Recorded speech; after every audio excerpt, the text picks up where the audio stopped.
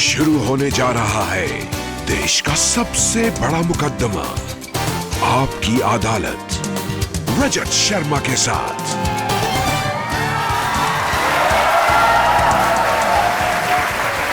नमस्कार, आपकी अदालत में आपका स्वागत है। आपकी अदालत में आज पेश करेंगे एक ऐसी शख्सियत को जिसे 55 साल तक आपने बहुत प्यार किया, अपने प्यार से, दुलार से, मान सम्मान से सुपरस्टार बनाया। ऐसा एक्टर जिसने आपको कभी रुलाया, कभी हंसाया, लेकिन आपने हर रूप में उसे बहुत प्यार किया। Please welcome one and only Dharmendra.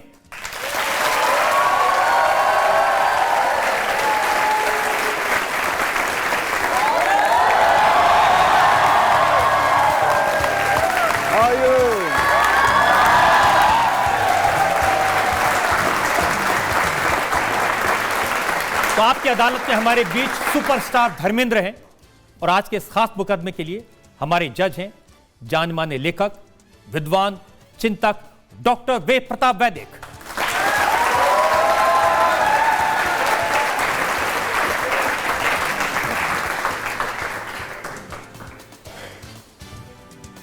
इससे पहले कि मुकदमा शुरू करें, आज के जज डॉक्टर वेद प्रताप वैदिक की इजाजत चाहेंगे आज की कार्रवाई शुरू करने के लिए। शुरू किया जाए तो आइए शुरू करते हैं आज का मुकदमा सुपरस्टार धर्मेंद्र पर। आपकी अदालत में पहला इल्जाम। आपकी अदालत में सुपरस्टार धर्मेंद्र पर इल्जाम है कि ये मनमानी करते हैं।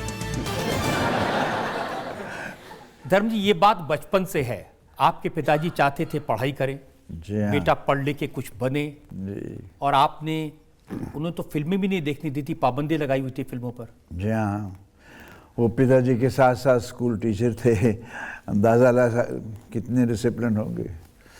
मुझे याद है एक दफ़ा मैं छोटा था तो जी चाह के उनके साथ सोऊं मैं जाके, तो माँ से कहा कि मैं बाबूजी के साथ सोना है, तो कहती सुला लो ना इसे, सोना चाहता है। तो मैं गया, लिहाफ उठाई, गले से लग के सोने लगा, तो कहने लगे पहाड़े सुना बच्चे। अब मैंने सोचा मैं सोने आया हूँ, मरने नहीं आया। सुनाने पड़े इस तरह। तो अच्छा डिसिप्लिन, उसी वजह से जो मैं हूँ आज, अपने माँ बाप की जो सभ्यता, जो तहजीब व तमद्दुन मुझे मिला है, उसी की देन हूँ मैं आज। तो पहली फिल्म कौन सी देखी आपने जब पाबंदी हटी है? पहली फिल्म मैंने शहीद देखी थी। जब बाबूजी के स्कूल से बाहर निकला तो ऐसे लगा कि मुझे आज़ादी मिल गई। तो देखकर मैं देखते ही रह गया, यार ये क्या है, क्या ये चीज़। दिलीप कुमार, कामिनी कौशल, तो लगा ये हसीनो जमील शहजादे, ये अप्सराएं कहाँ रहती हैं। ऐसे लगा ये मेरे हैं, मुझे इनके पास जाना चाहिए, I am one of them. तो कुछ इस तरह से लगा। और क्या कि मेरी इबादत में तासीर थी और मासूमियत थी। उस गर्मी से मालिक पिघल गया होगा जो मुझे मौका मिल गया। लेकिन मैंने सुना कि जब आप मुंबई आए थे, प्रोड्यूसर्स के पास जाते थे तो वो कहते थे भाई पहलवान जी जाके कुश्ती लड़ो, यहाँ क्यों आ गए? ये हुआ एक पिक्चर में, हालांकि मुझे बंदनी के लिए साइन हो गया था मैं, लेकिन बिमलदा और गुरुदत्त ये लोग आराम से फिल्में बनाते थे। तो फिल्म बनने में वक्त हो गया। और बॉम्बे जैसे शहर में मैं एक मिडिल क्लास फैमिली का इंसान, कैसे अपना ज़िंदगी, गाड़ी तो चलानी पड़ती है। तो इतने में लव इन शिमला के लिए मुझे बुलाया गया। तो मेरा टेस्ट होने के बाद कहने लगे मैं हॉकी प्लेयर नहीं, मुझे हीरो चाहिए। तो मैंने कहा अच्छा जी, नहीं ना सी। तो इस तरह से कई होता है, चलता है, लेकिन सेल्फ रिस्पेक्ट बना के रखी। काम मांगना तो कोई बात नहीं, work is worship for me, काम को पूजा समझा। लेकिन आपको कभी लगा कि अगर नहीं चले तो क्या करेंगे? हाँ, उसका मैं किस्सा आपको सुनाता हूँ। जब मैं थोड़े पैसे कमाने लगा तो फिएट गाड़ी ली मैंने, कोई 18,000 में। तो मेरा भाई अजीत कहने लगा भाजी वो हैरन ले लेते, वो अच्छी थी, वो खुली गाड़ी में हीरो भी अच्छा लगता है। मैं कहा अजीत इस इंडस्ट्री का भरोसा नहीं भैया, जाना तो नहीं यहाँ से, अभी बन के जाऊँगा कुछ ना कुछ। अगर वक्त लग गया तो मैं फिएट की टैक्सी बना लूँगा, टैक्सी बना के चलाएंगे, फिर स्ट्रगल करेंगे। तो इस तरह की सेंस ऑफ रिस्पॉन्सिबिलिटी शुरू से थी कि लेकिन अच्छी फिल्में शुरू में की आपने। सत्यकाम की बहुत तारीफ हुई, फूल और पत्थर की बहुत तारीफ हुई, बंदनी जैसी साफ सुथरी फिल्में की आपने। जी। लेकिन बाद में ये जट यमला पगला दीवाना,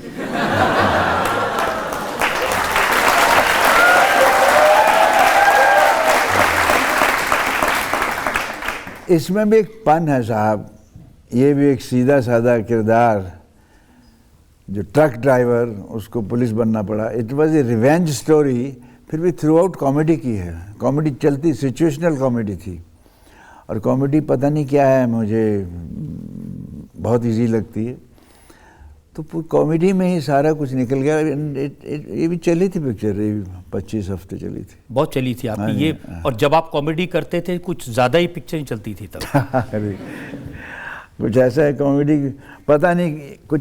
इसी मैंने सेल्फ एनालाइजेशन बहुत ज़रूरी होता है कि मेरे अंदर क्या है, कि बचपन से ही ऐसा था, कुछ ऑब्जर्वेशन देख के लोगों को ये कैसे हो रहा है, ये क्या हो रहा है। और क्या है, जज्बाती इंसान, मैं तो कहूँगा एक्टिंग नहीं होती, इससे रिएक्शन। और रिएक्शन एक जज्बाती इंसान का जल्दी होता है। आप उसको प्यार से बुलाएंगे, या कुछ किसी दुखी को, अरे बेचारे को चोट लगी यार, इसको पकड़ो, इसको ले जाओ जल्दी से, अपसेट हो जाता है। और किसी ने कुछ कहा, गुस्सा कर, यार तेरी माँ, तो वो भी जल्दी हो जाता है। तो ये रिएक्शन ही एक्टिंग है। और रिएक्शन को किस जगह के कितना नाप तोल के करना है, वो फिर आहिस्ता आहिस्ता फिल्में सिखा देती अब हैं। आपके रिएक्शन में ये कुत्ते बहुत आता है, कुत्ते तरफ कि पता नहीं एक दफ़ा हो गया और ये मशहूर हो गया। आता तो हर था, मगर इसने नहीं, एक दफ़ा नहीं, एक दफ़ा तो अब ये कुत्ते कमीने तरफ पी जाऊंगा और फिर इन कुत्तों के सामने नाचना जहाँ कुछ पता नहीं, विलन बेचारे को, कुत्ता तो वफादार होता है, मैं इनको कुत्ते क्यों कहा, ये तो वफादार ना थे।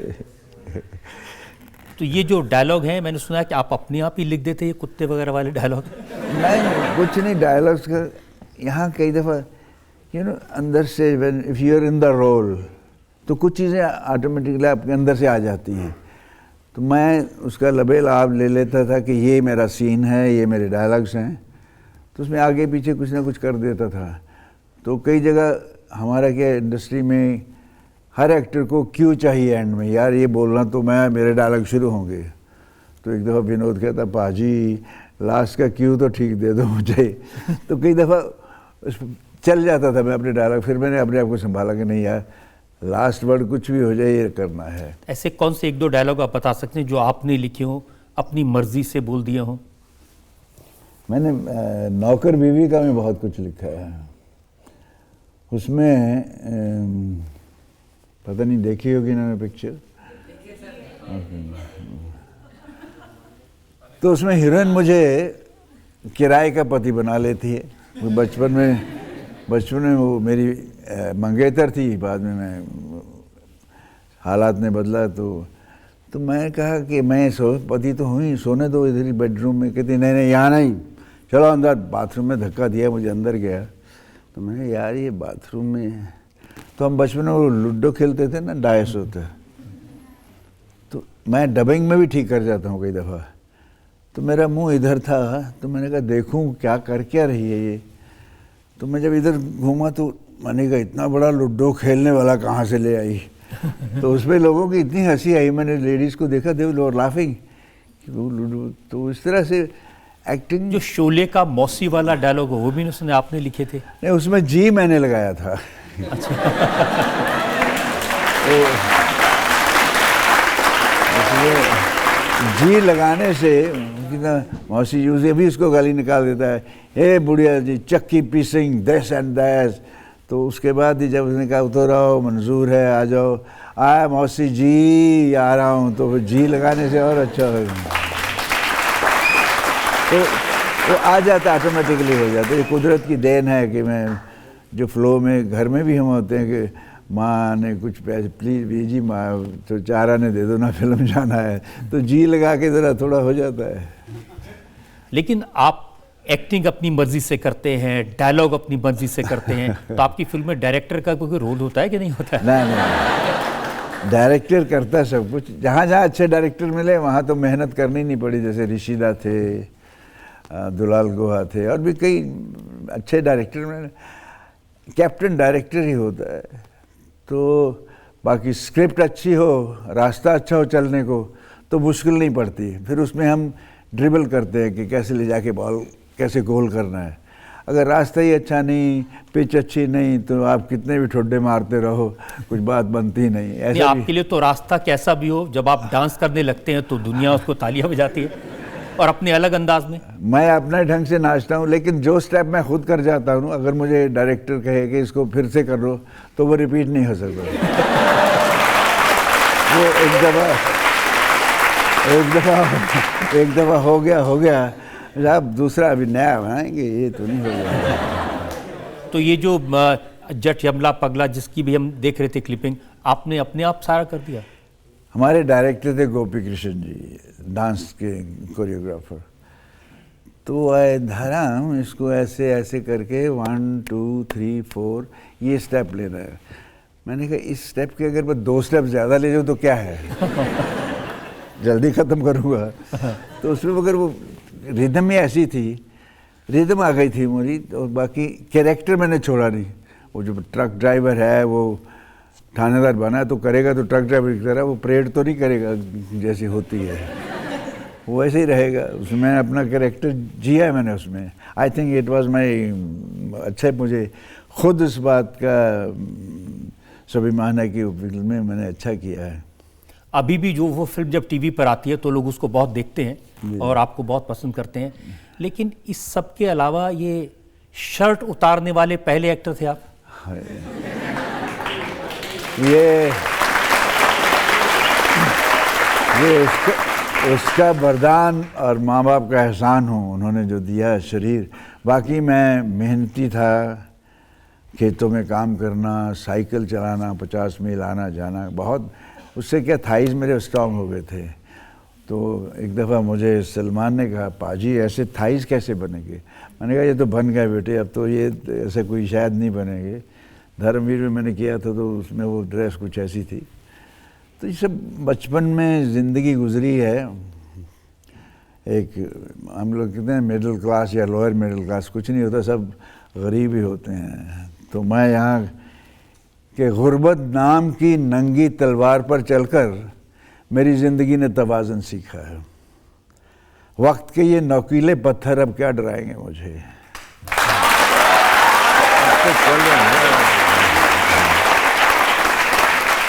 लेकिन आजकल सलमान खान शर्ट उतारते हैं। जी हाँ, वो उसको इसी एक ऐसा दौर चल पड़ा है अभी, एक्टर बनने के लिए अच्छा शरीर, अच्छा डांस ये लाजम हो गया है। हमारे वक्त में तो नाचने को कहते थे, यार ये नाचना नचार बन गया क्या। मर्द तो नचाते हैं, नाचते नहीं। तो इसलिए सीखा नहीं डांस। फिर भी मुझे एक दफ़ा मेरे जो पहला दिल भी तेरा हम भी तेरे के डायरेक्टर था अर्जुन गुरानी, मेरा अच्छा यार था। उसके पास 10 रुपये होते थे तो मुझे 5 दे देता, तो इतना दोस्त था।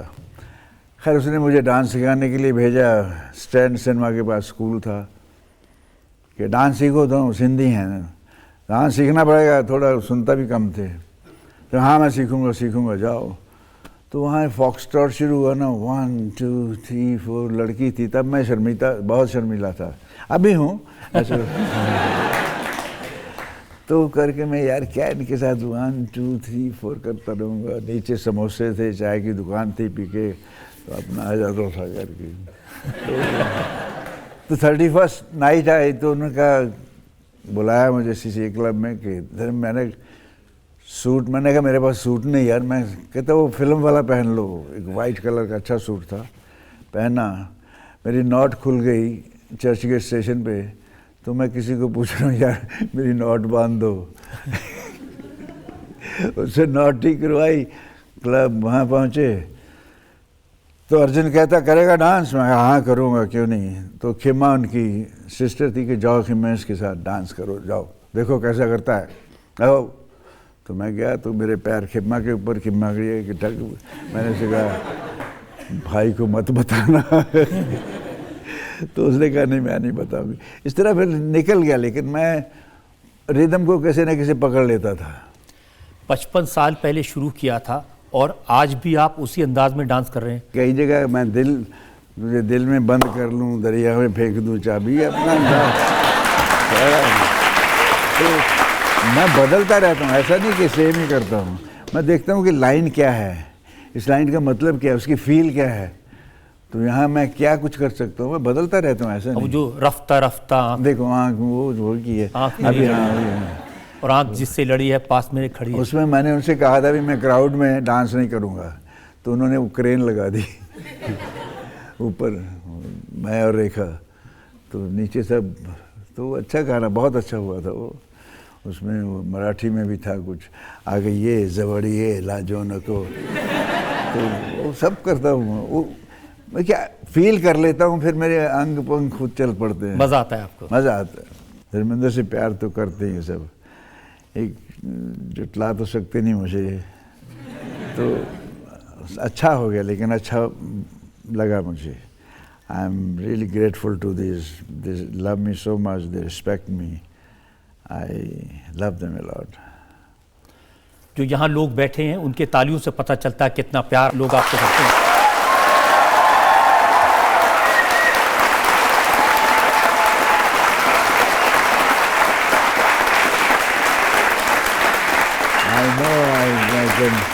I can look in their eyes, I can smell, खुशबू आ रही है मोहब्बत की। नहीं चाहता जो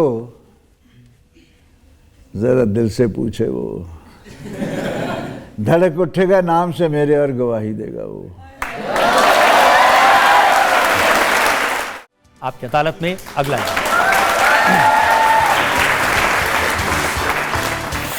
आपकी अदालत में फिल्मी दुनिया के लेजेंड धर्मेंद्र पर आरोप है कि ये बेपरवाह हैं। अब धर्म जी, इतने बरस लोगों ने प्यार किया, 55 साल तक 300 फिल्में, दिलीप कुमार, देवानंद, राज कपूर, अमिताभ बच्चन, एक से एक सुपरस्टार आए, लेकिन आप अपनी जगह कायम है। लेकिन अपने बारे में थोड़ा कम सोचते हैं, कभी कोशिश नहीं की नंबर 1 बनने की? ठीक है साहब, हमारी इस फिल्म इंडस्ट्री का बाबा आदम निराला है। यहाँ कभी कोई कुछ भी नहीं होता और कभी कोई जैसा कोई नहीं होता।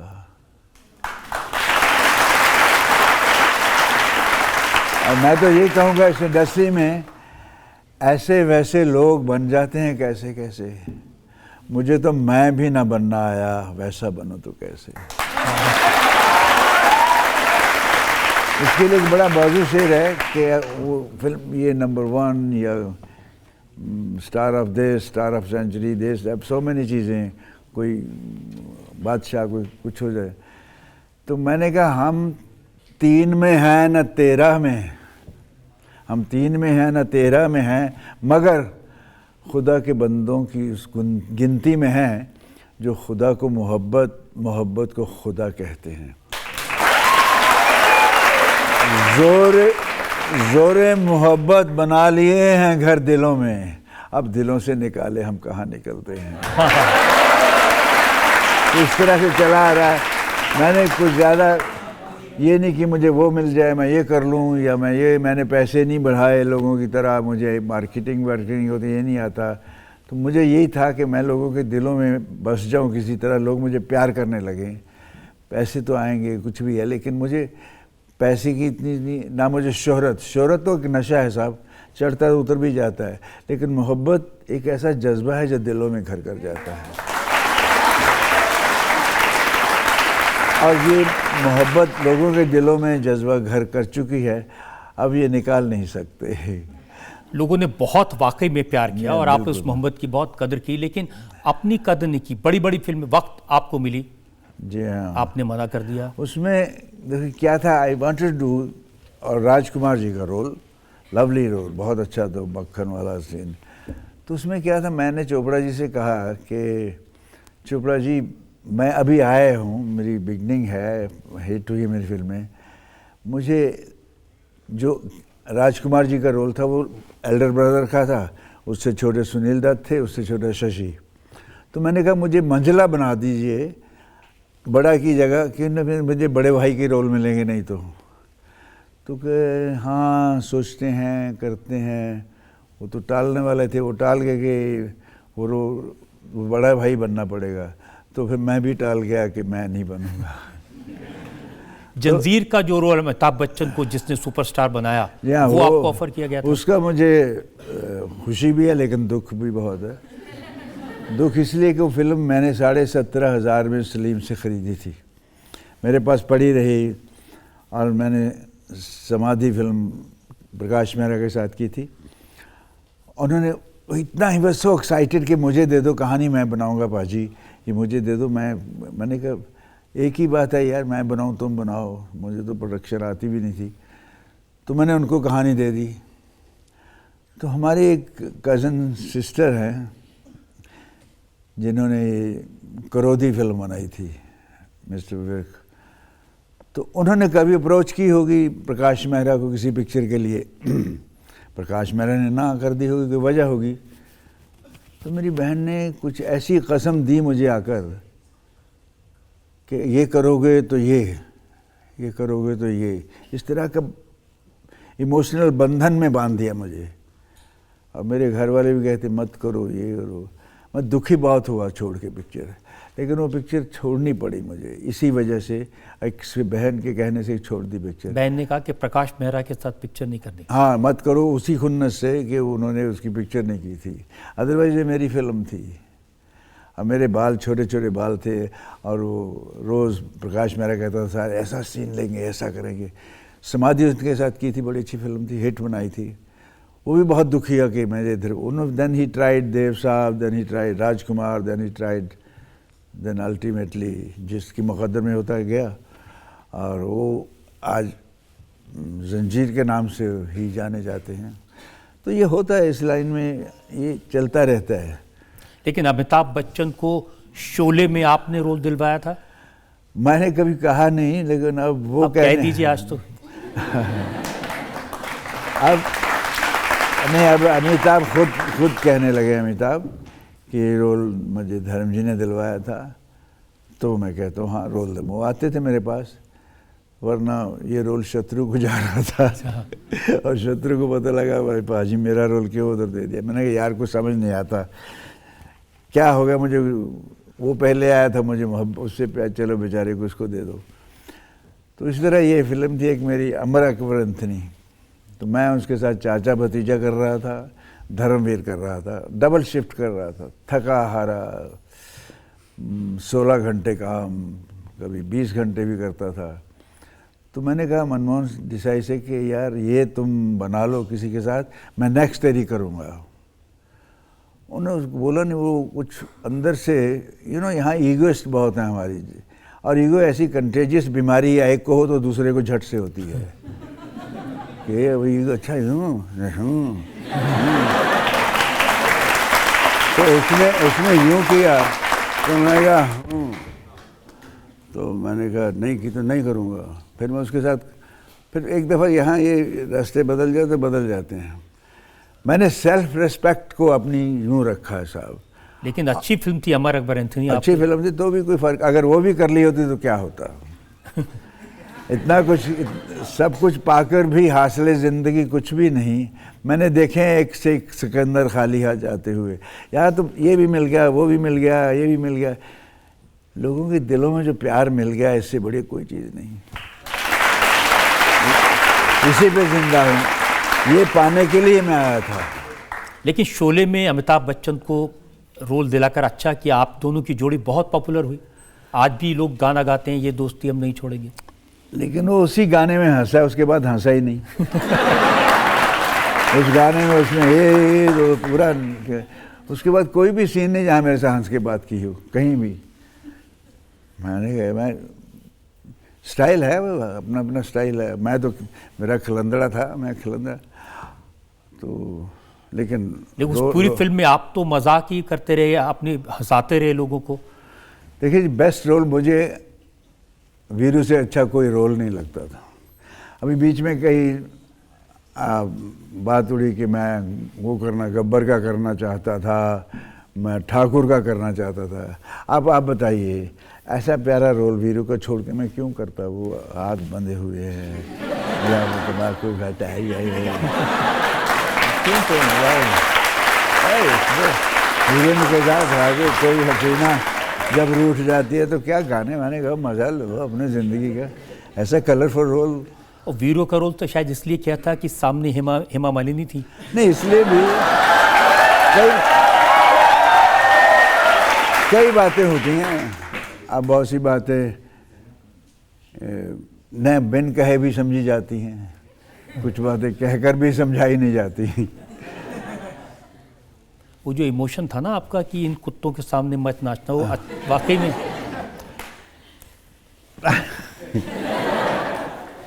बहुत सारी कहानियाँ इस बात को लेकर चलती हैं कि आप अपने ऊपर ज़्यादा ध्यान नहीं देते थे। अब जैसे जब पीना शुरू होते तो फिर रुकते ही नहीं थे। वो तो था। अभी मैं कभी कभी आईना देखता हूँ तो आईना मुझे कहता है, इश्क ने मारा तुझे शराब ने मारा, मिलता ना वरना कोई सानी तुम्हारा। और मैं भी जवाब दे देता हूँ खसियाना से होकर कि शराब ना होती, इश्क ना होता, ये जीना भी कोई जीना होता।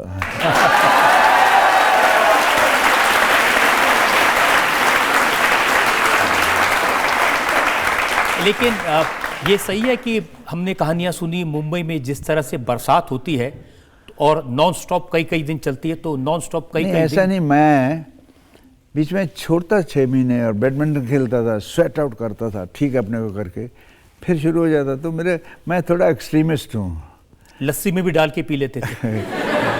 वो तो एक दफ़ा क्या आग की शूटिंग हो रही थी तो मेरा बियर पीने को दिल किया दोपहर को, तो ये मौसमी चैटर्जी समझती है कि, तो मैंने उसको कहा कि इसमें झाग बना के लाना, ऊपर बियर डालो तो उसके ऊपर झाग सी बन जाती है। तो बोलती है, ए धर्मेंद्र ये क्या पीता है?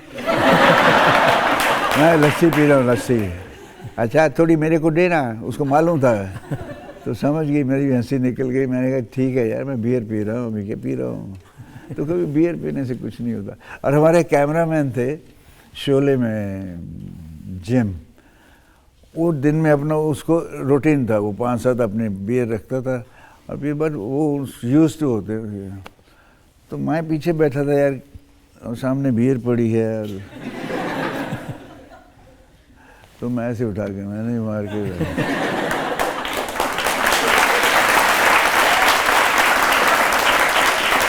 तो उसके बाद उसने देखा यार मैं तो थोड़ी पी ये तो प्रोडक्शन वाले ने कहा साहब आज 12 बोतल हो गई। कहते मैं नहीं यार, इतने how it happen I don't know. And then gradually फिर एक दिन उसने मुझे देख लिया ऐसे, ओ यू डिड इट। तो चलता है। I used to enjoy life यार। मैंने आपको फिल्म फेयर के अवार्ड फंक्शन में देखा था। जी हाँ, वो भी आपने देखा था, मैंने भी आपको देखा था। लेकिन मैंने आपको पीते देखा था। आपने मुझे, अब मैंने आपको ताड़ते देखा था, आप मुझे ताड़ रहे थे और मैं अपना लगा रहा था। तो अभी फिल्म फेयर का फंक्शन है तो मज़ा लेना चाहिए। लेकिन लोग तो ये जानना चाहते हैं कि इतनी पीने वाले, जिसको कहते हैं ना कि फिल्म इंडस्ट्री का बिगेस्ट बूजर, लेकिन जब आप रोल करने के लिए मैदान में उतरते थे तब कोई असर नहीं दिखाई देता था। मेरा लिवर बहुत स्ट्रांग है।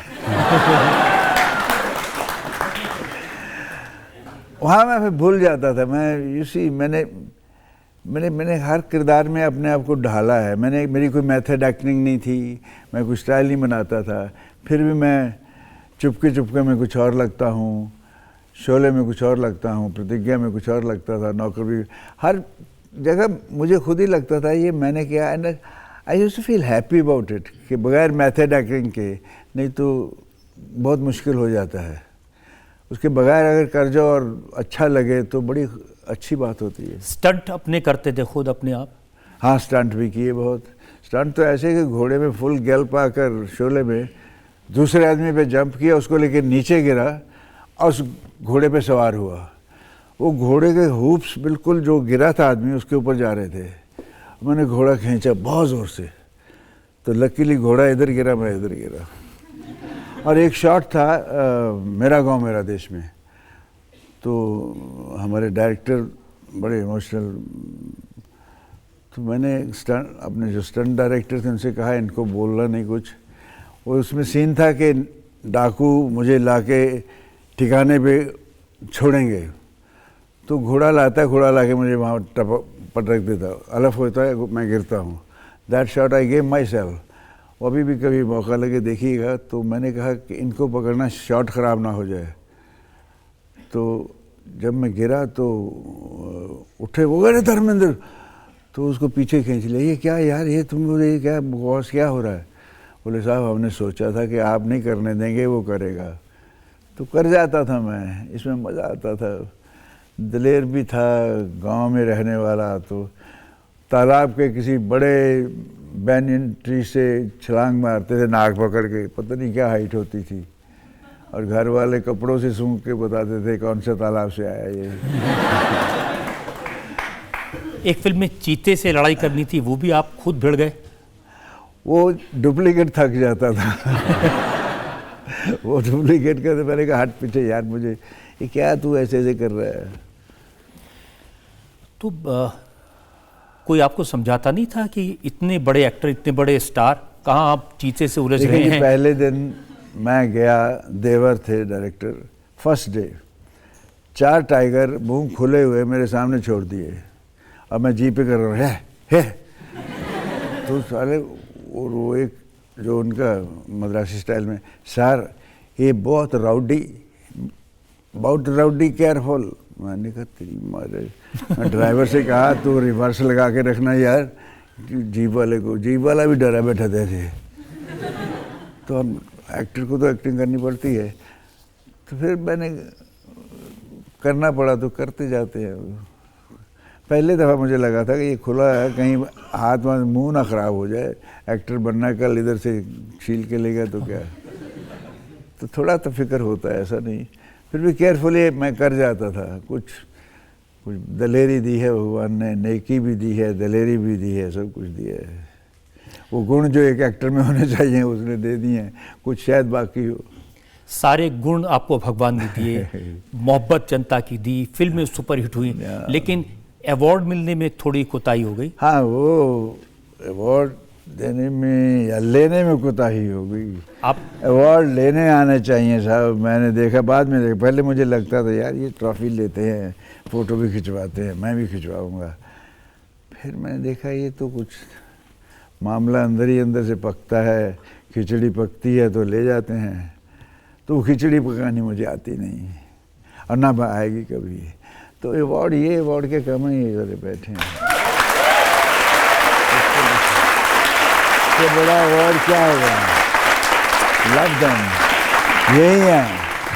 कहते हैं शेर अपने उनका ही है कि आवाज़ खल्क नक्कारा खुदा होती है। तो इनकी आवाज़ सुनता है वो, और इसलिए मैंने एक लाइन जोड़ दी और अपनी, क्योंकि लिखने का शौक़ है कि आवाज़ खल्क अगर नक्कारा खुदा होती है तो खिदमत खल्क भी इबादत खुदा होती है। उनकी खिदमत करो, मैं अपनी एक्टिंग के ज़रिए खिदमत कर रहा हूँ। तो ये मेरी आवाज़ पहुँचा देते हैं कि यार हमारे धर्मेंद्र का ख्याल रखना भगवान, ओ ऊपर वाले तो कहते होंगे। आज इनकी कोशिश तो होती है। और जब भी मुझे कभी अवार्ड मिलता है ना, तो मुझे कई दफ़ा फ़ोन या लेटर आते हैं कि साहब ये हमें मिला है अवार्ड। जब आपको मिलता है हमें खुशी ऐसे लगती है हमें। तो हर अवार्ड जब भी मिलता है तो मैं कहता हूँ ये भी आपके नाम है, इन्हीं के नाम है अवार्ड। आपकी अदालत में अगला इंसान। आपकी अदालत में फिल्मी दुनिया के लेजेंड धर्मेंद्र पर आरोप है कि ये बड़े आशिक मिजाज हैं। धर्म जी, मैंने सुना कि आपकी तस्वीर तकिए के नीचे रख के लड़कियां सोती थी। सुना तो मैंने भी है, लेकिन आपकी खूबसूरती के किस्से सुने। जया बच्चन ने आपको ग्रीक गॉड कहा, दिलीप कुमार जैसा लेजेंड उन्होंने कहा कि ही मैन है।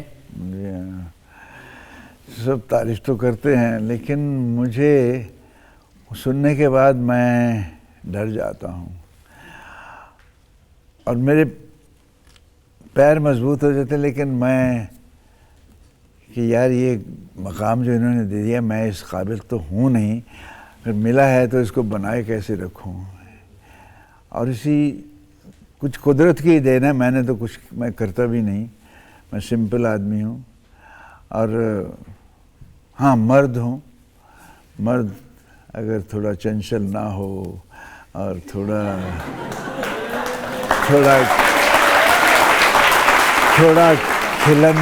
खिलंदड़ा ना हो तो फिर मर्द कहलाने का भी कोई हक नहीं है उसे।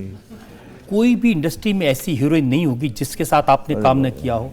मीना कुमारी, शर्मिला टैगोर, मुमताज़, बड़ी लंबी लिस्ट है, जीनत अमान, कोई रह गई? कई हैं। मैंने सुना, मुझे किसी ने भेजा उस पर कि आई वर्क विद 70 हीरोइंस। जी, अभी मैं उसकी लिस्ट बनाऊंगा, गिनता हूँ, मैं फिर भूल जाता हूँ, गिनती मेरी कमज़ोर है, तो कुछ करके मैं सोचूंगा कि किसके। ऐसी हीरोइंस श्रीदेवी हैं। जी हाँ, श्रीदेवी, जीनत अमान या फिर डिम्पल, ये ऐसी हीरोइंस हैं जिनके साथ आपके बेटे सनी हीरो आ रहे थे। हाँ, वो एक दौर था। अभी कोई और होता तो पता नहीं गिनी बुक के पास पहुंच जाता कि बाप बेटे दोनों हीरोइनों के साथ हर फिल्म में इतना लेके पहुँच। तो हमारी गिनी बुक तो यही है सर। तो ये गिनी बुक क्या वो हीरोइंस हैं या नहीं, मतलब नहीं, ये जो अवाम है ये गिनी बुक ये हैं। वो कुछ मेरा क्या है कि मैं एक सिंप्लिसिटी है और ज़्यादा रोमांटिक हैं। और सिंप्लिसिटी में रोमांस होता है। जज्बाती हूँ, जज्बात में भी रोमांस होता है, बगैर रोमांस के मतलब। आपकी तो शुरुआत हुई, पहली फिल्म, उसका नाम ही ये था, दिल भी तेरा हम भी तेरे। जी हाँ। और यही सिलसिला आज तक चल रहा है। पी शराब बेहिसाब, न रखा माशकों का हिसाब, संभाला किसे नहीं, गिरने किसे दिया, मुझे मिला मेरी वफाओं का सवाब।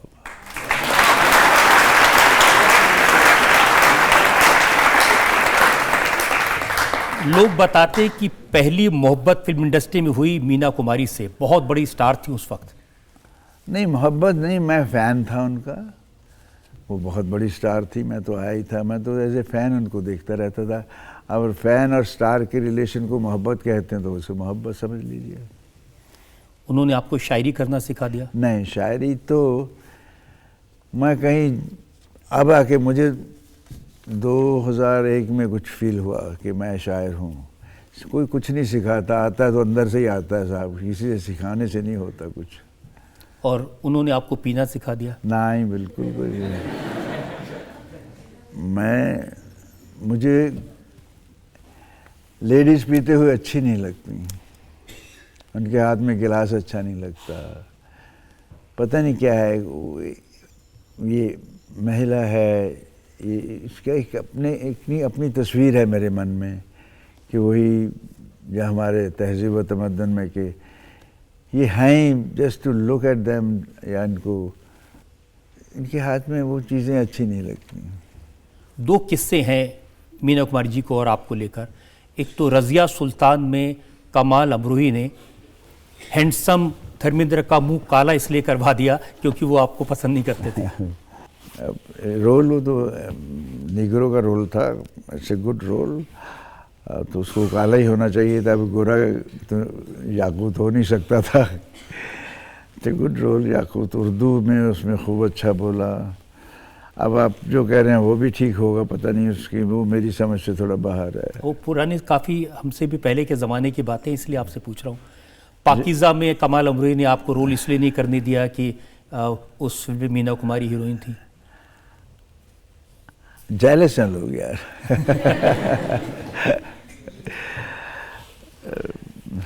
अब अब इसकी डिटेल में जाने से इसकी जो भी है वो कम हो जाता है।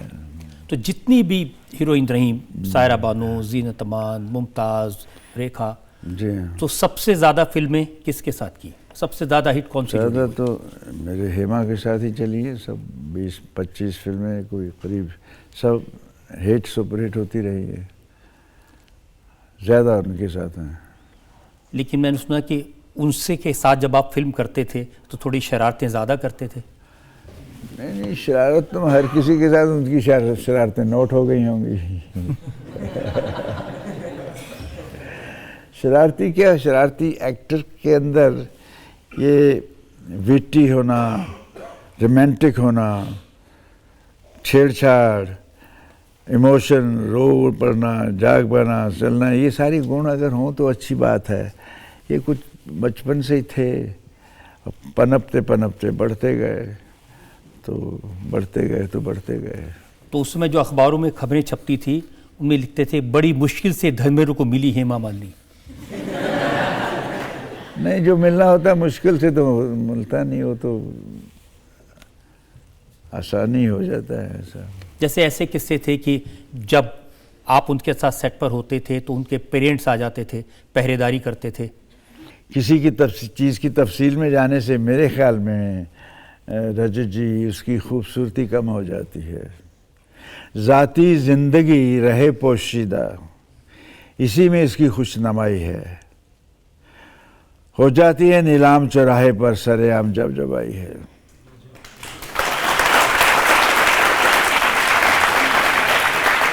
एक किस्सा मैं ज़रूर पूछना चाहता हूं कि वो कई जगह लिखा गया कि जो कैमरामैन था उसके साथ सेटिंग कर लेते थे और कहते थे अगर कान पे हाथ लगाओ तो रीटेक और नाक पे हाथ लगाओ तो टेक।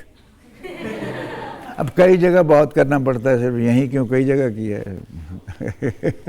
अच्छा। मैं शरारती तो था साहब, और लेकिन स्वीट शरारती है, नहीं कोई डर्टी शरारती नहीं था।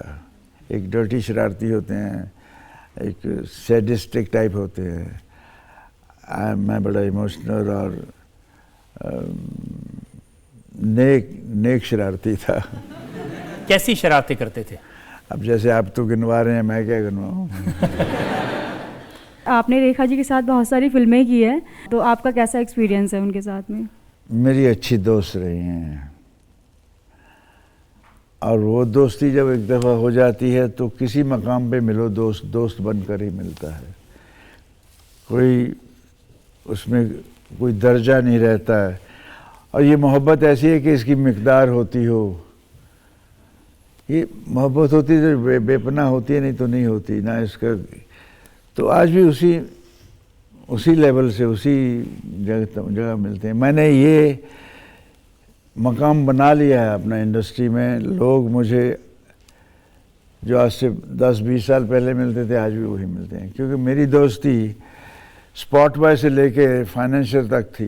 फाइनेंशियल का तो नहीं थी, लेकिन स्पॉट बॉय से लेके प्रोड्यूसर तक तो थी। मेरा व्यवहार सबसे एक जैसा था। प्रोड्यूसर से रेखा के बारे में पूछ रहे हैं, आप पता नहीं क्या क्या बता रहे हैं। रेखा बड़ी सोहनी कुड़ी है जी, हाल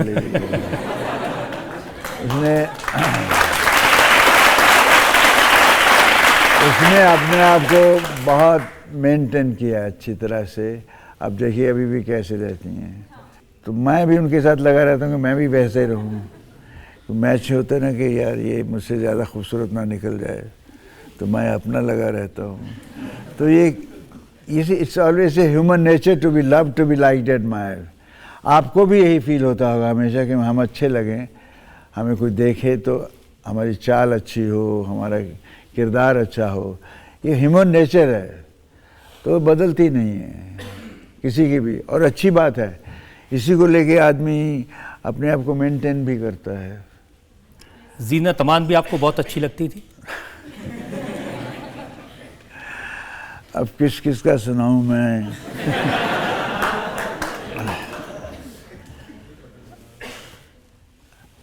अब तो मुझे खोल देंगे। सब मेरी दोस्त हैं, अच्छी दोस्त हैं, एक अच्छा वक्त गुजरा है, बहुत प्यार भरा, और खुश हूँ मैं। मुमताज़ के साथ भी आपकी जोड़ी काफ़ी हिट थी। और Mehbooba is also great, is a nice lady. आज मौसम बड़ा बेईमान है, तो होता था, चलते थे, मज़ा था। तो मौसम वाकई में बेईमान हो जाता था।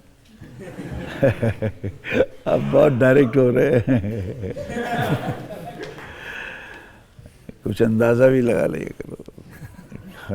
हर इल्ज़ाम पूछकर ही पूछा जाए तो, क्योंकि पकड़ने वाले तो तलाश कर ही लेते हैं। अगर इल्ज़ाम लगाने के मुलजिम के बगैर बताए भी गिरफ्तार कर सकते हैं आप मुझे। आपको जनता के प्यार ने तो गिरफ्तार किया ही हुआ है। हाँ बिल्कुल, हाँ, वो गिरफ्तारी के लिए तो मैं इनका तहे दिल से शुक्रगुजार हूँ। हमेशा गिरफ्तार रहा। आपकी अदालत में अगला हिस्सा।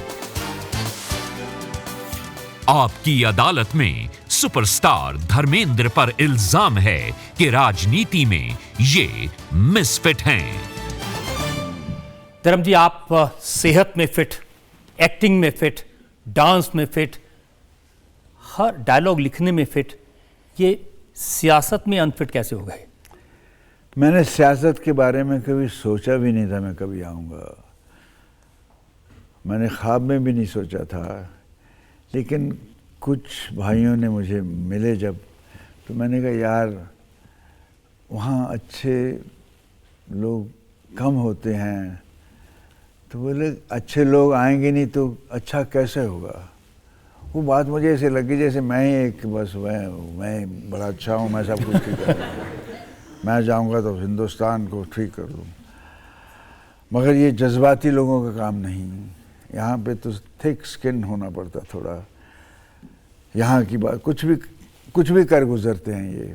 लेकिन ये 5 साल मेरी ज़िंदगी के मुश्किल घड़ियाँ थी, और इन 5 सालों में मैंने बीकानेर के लिए जो कुछ किया है उस मैं ही जानता हूँ। अगर कोई आपका अभी जायज़ा लेकर आए तो उसके मालूम होगा उस 5 साल में क्या क्या काम हुए हैं, बेपनाह काम हुए हैं। फिर भी श्रेय नहीं मुझे मिला, काम मैं कर लेता था, पत्थर अपना नाम का कोई और लगवा जाते थे। तो मैंने कहा मैंने कौन से पत्थर देखने आना है, लगा रहा है, पत्थर में मट्टी पड़ेगी, हो जाएगा। मगर कुछ चीज़ें ऐसी थी जिसको मुद्दा बना के जीतते आ रहे थे लोग, कि वहाँ एक सूरसागर है, वो एक बीकानेर की रीढ़ की हड्डी पर एक फोड़े की तरह था, और लोग दुखी थे, घर छोड़ के जा रहे थे। उस जगह एक खूबसूरत जगह बना दिया मैंने, उसको बहुत खूबसूरत कर दिया। अभी लोग खुश हैं, वापस आ गए हैं, घरों की प्राइस बढ़ गई है, सड़कें, ये वो काफ़ी कुछ किया है मैंने। मगर बहुत मुश्किल मेरा गुजरे मरा। मैं जिस वक्त हाँ कर बैठा उस वक्त मैंने बाथरूम में अब शीशे में अपना सर मारा था। जहाँ रूह सहमत नहीं वहाँ उसकी रहमत नहीं। मेरी रूह सहमत नहीं थी, मैं मान गया। इसलिए सहमत नहीं थी क्योंकि आप कहते थे एक्टिंग मेरी महबूबा है। जी हाँ। तो सियासत आपकी सौतन हो गई ना। बिल्कुल सही कहा आपने। अब मैंने कहीं पढ़ा कि आपने कहा कि अब फिर से चुनाव लड़ने को आपसे कहा कि एक बार फिर चुनाव लड़ीजिए। किसने कहा? ये अखबार में छपा है। फिर आपने कहा कि कौन उल्लू का पट्टा दोबारा चुनाव लड़े। ये सही है, बिल्कुल ये कहा मैंने। मुश्किलें शायद लोगों को मालूम नहीं कि सिर्फ सियासत में नहीं, एक्टिंग में भी मुसीबतें आपने झेली हैं। हकीकत में 19,000 फीट की ऊंचाई पर, जी हाँ, Khardungla highest road in the world, oxygen की कमी, वहाँ भी काम किया मैंने। हमारा मेकअप मैन तो कई लोग तो बीमार पड़ गए थे, हमारी स्किन फट गई थी रियल में। जो आज सोल्जर मैं देखता हूँ कैसे काम करते हैं। और वहाँ LMG लेकर पूरे पहाड़ पे चढ़ के हम उतरे। मेरे साथ वो मैक जो सांबा बना था वो एक और थे, 3 आदमी थे। तो चेतन साहब ने कहा कि आप वहाँ जा सकते हो, धर्मेंद्र साहब को जूम लेंगे, तुम जाओगे तो तुम्हारे साथ दूसरे भी चले जाएंगे। अब वहाँ गए तो जो मैक था, ओ सांबा, तो वो क्या कहता है, मैंने कहा यार इसको क्या हो रहा है पहन। तो हमने पूरी वर्दी पहनी है, पानी ही साथ में नहीं है, देखिए। तो मेरे वो जो बैग था पीछे, उसमें कुछ हिल रहा था, वो छोटा सा सेब था, वो उसके मुंह में निचोड़ा ऐसे जाके। तो ठीक है, मैंने कहा बता दे जा सकता है, नहीं तो वापस चलो, यार तू मरेगा। कहते नहीं यार वो चेतन साहब क्या कहेंगे। मैं कहा चेतन साहब को मैं संभालूंगा, तू ऐसे मत चल। लेकिन इस तरह के मुश्किलों में सब हमने काम किए हैं। तो गुलामी में राजस्थान में सुना 47 डिग्री टेम्परेचर में। हाँ जी, वो 47 में किया, लेकिन काम ये जो इसी को पैशन कहते हैं, इसी को वो आग कहते हैं कि काम करना है, कहीं भी चलो, अलास्का चले चलो, तो काम में मज़ा आता है। भूल जाते हैं गर्मी क्या है, सर्दी क्या है, ऑक्सीजन है नहीं है। ये पैशन था, तभी ये जो इतने साल मैं गुजार पाया। एक आज भी वही है, आज भी मुझे ऐसे लग रहा है मैं न्यू कमर हूँ कोई, आज भी मुझे सीखना है, आज भी मैं अच्छा शॉट दूँ, आज भी मैं सब अच्छा कर सकूँ। क्योंकि ये क्यों कर रहा हूँ, ताकि वो मकाम मोहब्बत जो मिली है वो उसको बनाए रखूँ। मुझे कुछ शोहरत, तो समुंदर शोहरत के साहिल नहीं होते, मैंने देखे हैं एक से एक तैराक डूबते यहाँ, हाँ डूब जाते हैं। तो ये तो उसके बावजूद भी यही ज़िंदगी है, अगर नहीं करोगे, चलते रहो। मैं एक अपने आप को हौसला देने के लिए इनको भी हौसला आएगा। फहरिस्त होती है लिस्ट, फहरिस्त कारनामों की अपने, थमाकर हाथ में वक्त के, वक्त के साथ चलो, वक्त से डरो, वक्त तो ये करो।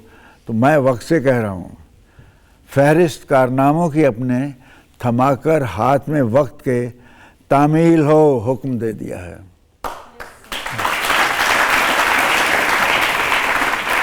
नक्शे पा, पैरों के निशान, नक्शे पा फतेह के अपनी छोड़ने बाकी हैं अभी, रुख हवाओं के मोड़ने बाकी हैं अभी, सबक खतरों को सिखाने बाकी हैं अभी। यलगार हो, बुलंद हो नारा जांबाजी, मिलेगा ना सानी कोई वर के तारीख अपना, जहाँ पे खेल जाने के इरादे बाकी हैं अभी।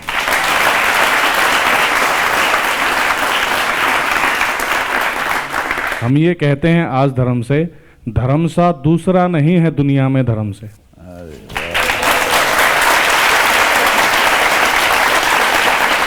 और मेरा सवाल ये है, मेरी उम्र 40 साल है, लेकिन मैं ऐसे लग रहा हूँ जैसे अंकल हूँ मैं आपका। और ये इस जवानी का राज क्या है, वो जरा हम कुछ लोगों को भी बताइए। देखिए साहब, रूह, चेहरा जो आपकी रूह का आईना है, प्यार मोहब्बत आपका सेंचता है जज्बात को मेरे, प्यार मोहब्बत आपका सेंचता है जज्बात को मेरे, इसीलिए आज भी जवान हूं मैं।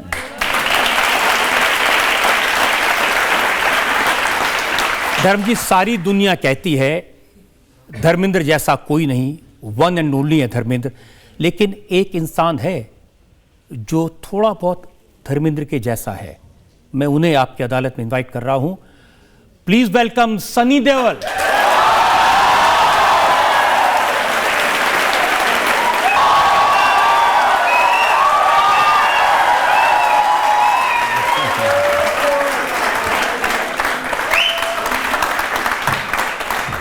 ये सरप्राइज है आपके लिए।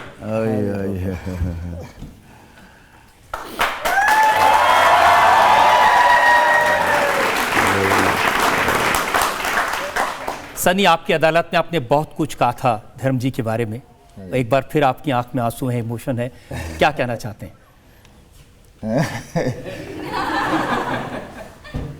मैं पीछे बैठा सब कुछ देख रहा था, बहुत अच्छा लग रहा था। कुछ लोग बदमाश थे बीच में, कुछ तुमको मैं बाद में देखूंगा। लेकिन इतना सारा प्यार, और जैसे पापा ने कहा कि हम जो हैं क्योंकि हम आपके लोगों के दिल में हैं, और वो मुझे जहाँ भी हम जाते हैं हमें वही दिख रहा है, और यहाँ पर भी अभी आप लोग साथ में। मैं चाहता हूँ कि धर्म जी के बारे में आप कहें, क्या रिश्ता है? पापा का रिश्ता ये वही है जो मेरे बाप के साथ था। बस यही है कि हम लोग बहुत इमोशनल हैं, और जब भी कुछ होता है तो अपने आप आंसू आ जाते हैं। तो आंसू किसके पहले आते हैं, आपके या धर्म जी के? बेटा हूँ, छोटा हूँ, तो ऐसी तो कोई बात नहीं, लेकिन अक्सर मैं हमेशा कहता हूँ कि आदमी जो भी है वो अपने पेरेंट्स की वजह से है।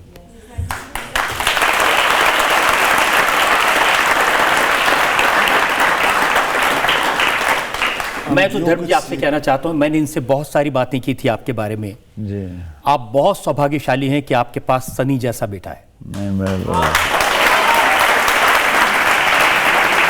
और हर बाप यही चाहता है कि उसका बेटा उसके ऊपर जाए, उससे ऊंचा मकाम हासिल हो। ये एक रिश्ता है बाप का जो चाहता है कि मेरा बेटा मुझसे बड़ा हो जाए। और तो मुझे यकीन है मेरे बच्चे मेरा नाम रखेंगे, रोशन रखेंगे। ये एक ऐसा मौका है जिस पर हम अब आपकी अदालत का ये इल्जामात का सिलसिला खत्म कर सकते हैं। आपकी अदालत में आज मुकदमा चलाया सुपरस्टार धर्मेंद्र पर। हमने उनसे पूछा उनके अलग अलग रोल्स के बारे में, उनके डायलॉग्स के बारे में, जनता को मिले उनके प्यार के बारे में, और उनकी अपनी बेपरवाहियों के बारे में। अब वक्त है आपकी अदालत में आज के जज, जाने माने विचारक डॉक्टर वेद प्रताप वैदिक के फैसले का। जी। आज के वकील श्री रजत शर्मा की अदालत में जज बनने का मौका मुझे कई बार मिला है। देश के और संसार के बड़े बड़े लोग इस अदालत में आते रहे हैं, लेकिन सचमुच आज धर्मेंद्र जी का मुकदमा बड़ा बेजोड़ रहा है। इतनी सादगी, इतनी विनम्रता धर्मेंद्र जैसे एक महान कलाकार में मुझे कहीं अन्यत्र देखने को नहीं मिली। बहुत गज़ब की विनम्रता और सादगी आपके जीवन में है, और आपकी शायरी सुनकर तो मैं दंग रह गया। जी। मैं ये समझता हूँ अब ये अदालत आपसे निवेदन करती है कि आपने रोल तो बहुत किए, लेकिन अब शायरी के लिए आप अगर मुशायरों में शिरकत करना शुरू करें तो भारत ही नहीं दुनिया के पड़ोसी देशों में भी आपका नगाड़ा बज उठेगा।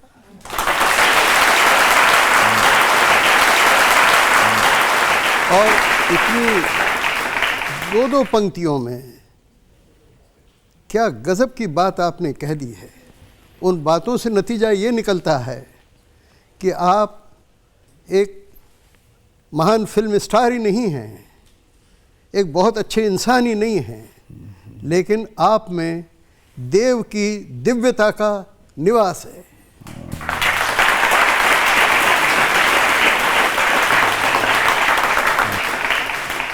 और जैसा उनका बाल्यकाल रहा, जो ज़हमतें उन्होंने सही और जो मुश्किलात से वो गुज़रे, और उसके बाद इतनी कामयाबी अर्जित की, ये फिल्म जगत के ही लिए नहीं सारे भारत के लिए बड़े गौरव की बात है।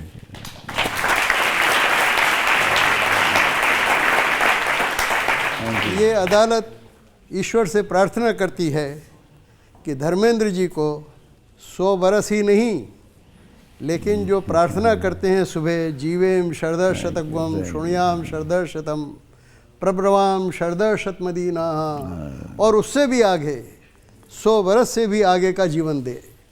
आपको बहुत बधाई। और आप पर जो भी आरोप लगे हैं उन सब से आपको मुक्त किया जाता है। आज मैं जिंदगी का सबसे बड़ा इनाम लेकर जा रहा हूँ। जो आपके शब्द बहुत खूबसूरत आपने मेरे लिए कहे, मैं आपका तहे दिल से शुक्रगुजार हूँ। आपने शायरी के बारे में कहा तो मैं कह देना चाहूँगा कि शायरी मेरी, बात ये दिल की तेरी मेरी। शायरी मेरी, बात ये दिल की तेरी मेरी। जिस दिल ने सुनी उस दिल ने कहा, कब इसने सुनी चुपके से कह दी।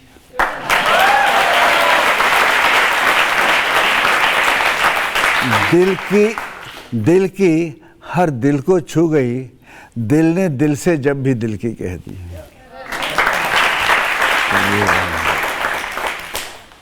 आपको बरी किया जाता है जी।